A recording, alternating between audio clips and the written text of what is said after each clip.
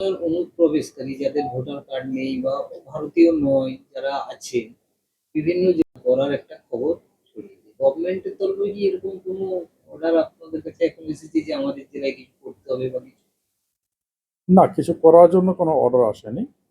আহ, একটি সাইট আইডেন্টিফিকেশনের জন্য একটা কমিউনিকেশন যেটা এসছে, বাকি গভর্নমেন্টের নির্দেশ অনুযায়ী। ওটা কিরকম কি এরকম?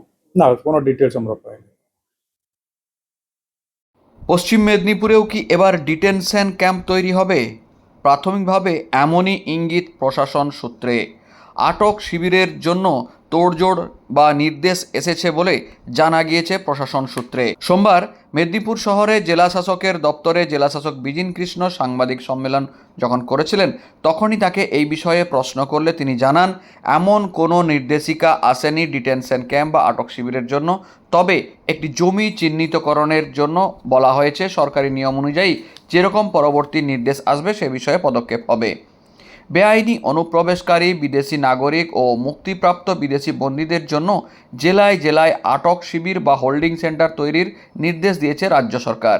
এই সংক্রান্ত রাজ্যের নির্দেশিকায় স্বরাষ্ট্র মন্ত্রকের নির্দেশিকার কথা উল্লেখ করে অবৈধভাবে বসবাসের জন্য আটক বাংলাদেশি ও রোহিঙ্গাদের বহিষ্কারের প্রয়োজনীয় পদ্ধতি অনুসরণের কথাও বলা হয়েছে।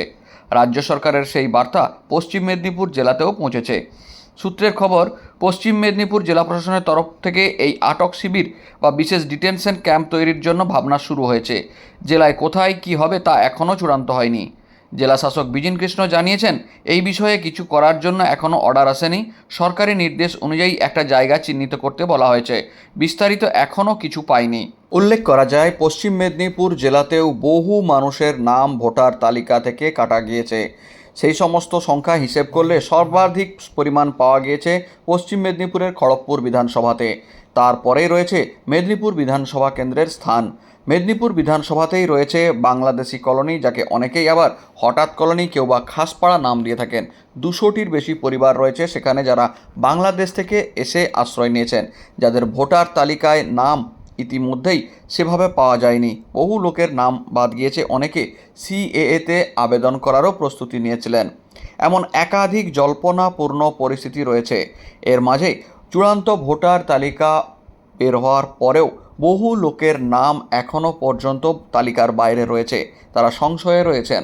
এমন সংশয়ে থাকা লোকজনদের বহু মানুষই আবার ট্রাইব্যুনালের জন্য আবেদন করেছেন, কিন্তু সেই ট্রাইব্যুনালের পদ্ধতিগত কাজ কবে থেকে কিভাবে হবে তা নিয়ে সন্দিহান সকলেই।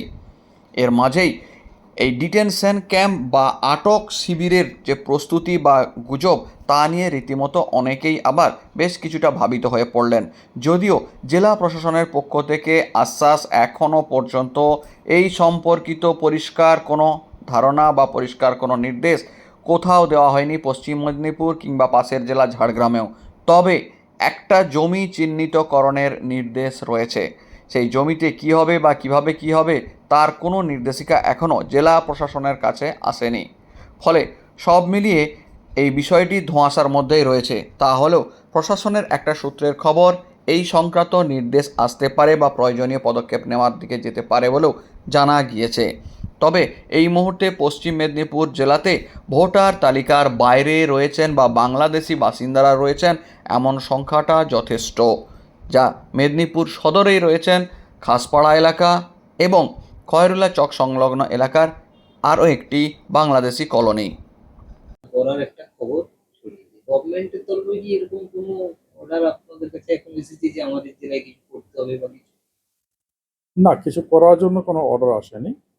আহ, একটি সাইট আইডেন্টিফিকেশনের জন্য একটা কমিউনিকেশন যেটা এসছে, বাকি গভর্নমেন্টের নির্দেশ অনুযায়ী। ওটা কিরকম কি এরকম? না, কোনো ডিটেলস আমরা পাইনি। কারো কিছু? Thank you.